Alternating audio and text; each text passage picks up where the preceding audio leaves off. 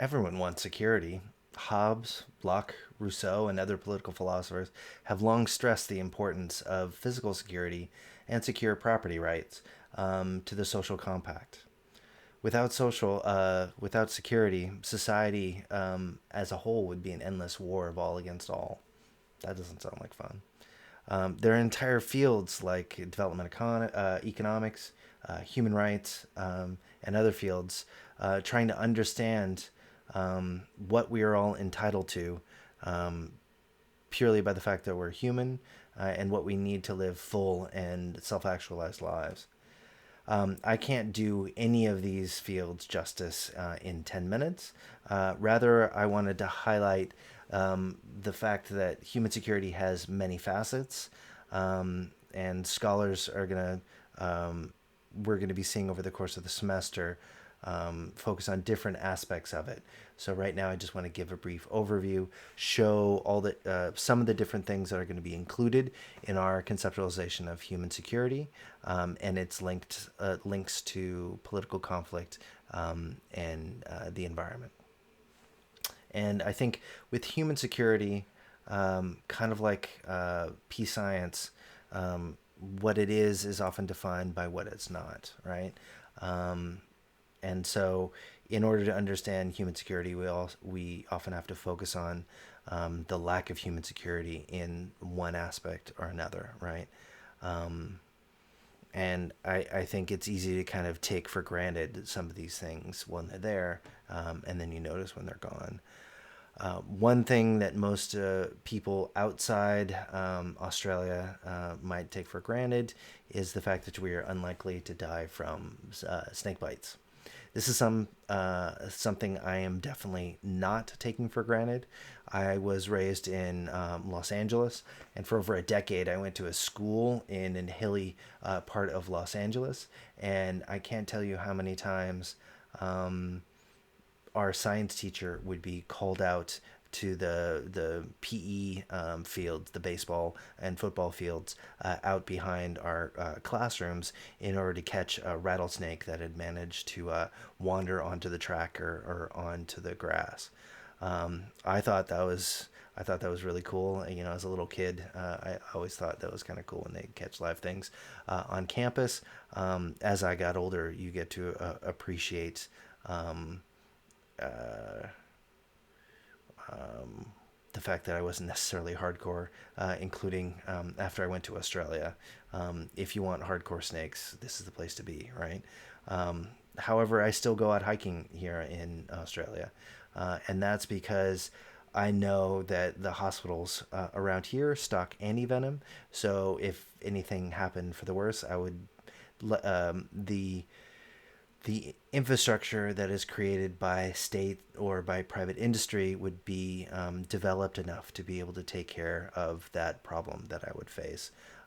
In other parts of the world, like in India, those assumptions aren't as valid because of the lack of capacity to either stock the necessary the medicines or other parts of human security, or there might just be economic or other challenges to it. Snake bites, I think, are a clear human security threat, not one that we're going to deal with that much over the rest of the semester, but they are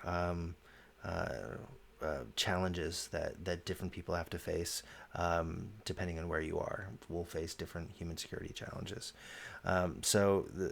This is one way to kind of list the main types of security and the threats to those security, the absence of that security.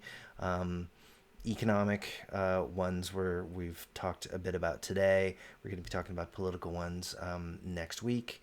Food, health, the environment, political violence or personal violence, and a sense of community, right? So these are different elements of human security. It covers a lot, and we're going to be talking about bits of that in the different weeks and the different readings and the different subjects that we're going to focus on. And for your own research, you can maybe you'll have more or less of an interest in one particular type of human security than in others. Um, but I mean, when you think about overall risks to human life. Depending on where you are, they might be different, right? One of the deadliest form of one of the deadliest forms of human security threat is just basic lack of sanitation and hygiene that can lead to over 1.5 million deaths from diarrheal disease as of 2017. You can see that it's declining over time in this chart, but that the riskiest ages are those in the very young and the very old. Another non-traditional kind of threat that you might not think about, given the focus on security here, is malaria. You can see from this report from the World Malaria Report in 2019, there is this map of meaning that you see clusters of higher levels in similar kind of areas that you see a whole bunch of other human security challenges. A lot of these things are complex and interact, right? And one way to kind of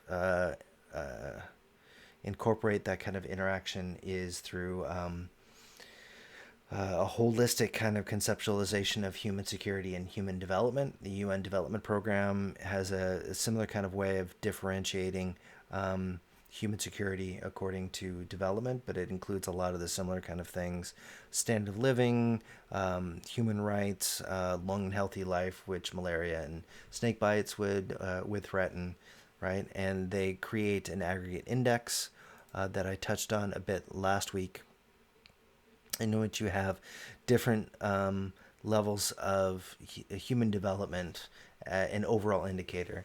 Policymakers and governments love having these kind of simple, easy to understand metrics by which to compare countries and figure out which areas are in greatest need. Human Development Index has been an incredibly popular one of those. This is a map as of 2015. It's a way to kind of aggregate a lot of these different aspects of human security into one kind of metric. There are a lot of things that go in to the Human Development Index, which we'll be seeing over the course of the semester. Long and healthy life. How do we come up with proxies for that? Their proxy is life expectancy at birth. Knowledge, that part of the wheel. Expected years of schooling and actual average year of schooling. Decent standard of living. GDP again. Gross national income per capita with purchase power parity. So overall level of economic development is a proxy for a decent standard of living. However, as we've seen with some of the other readings, that just because you have an aggregate average level of relatively high development, that can mask a lot of inequality within countries. We're going to look at what the effects are of that over the rest of this semester. So there's a bunch of different challenges with observable indicators, but it's not to say that these things don't change over time. And you'll see most of these lines of the Human Development Index from 1980 to 2015 is by and large most tend to trend upwards. There are definitely some clear setbacks and some clear examples of successes and failures. And you could easily come up with questions about what explains the different trajectories of those that are successes and those are failures, right? And try to understand what political factors or other factors might be behind this change in Human Development Index. This is but one of these kind of metrics. You can see in their technical note, they've generated a whole bunch of other different ones. Inequality Adjusted Human Development Index, Gender Development Index, and Gender Inequality Index, and a Multidimensional Poverty Index. Each has multiple steps to it. And I think this highlights one of the major limitations in the conflict literature and the environment literature is, as opposed to some of the research on human security and development, there's less of a focus on differentiating or relaxing the assumption of no significant difference across genders or across peoples within this group, kind of like with the assumption of national level GDP being representative. I think you could relax the assumption that the Human Development Index might mask a lot of systematic differences across genders And they've developed these indices to help try to better um, map trends in these to incorporate differences between men and women that can be quite stark in certain countries. There's also a push to even take these kind of factors and focus on them subnationally in a similar way to the what we saw with the Buchhaug et al. In trying to develop subnational definitions of human development, because there's dramatically different life expectancies and health indicators just within the United States between Alabama and Mississippi and Washington, D.C., or New York, California, Washington State. There's a lot of variation within countries, and so a lot of people have tried to develop different indicators. Here's a recent one in which they didn't map their their definitions. They only had a couple of the different indicators. This one is a subnational human development index. This one is looking at the educational dimensions of the HDI. Academics have developed their own. World Bank, United Nations, UNDP, and others have generated a lot.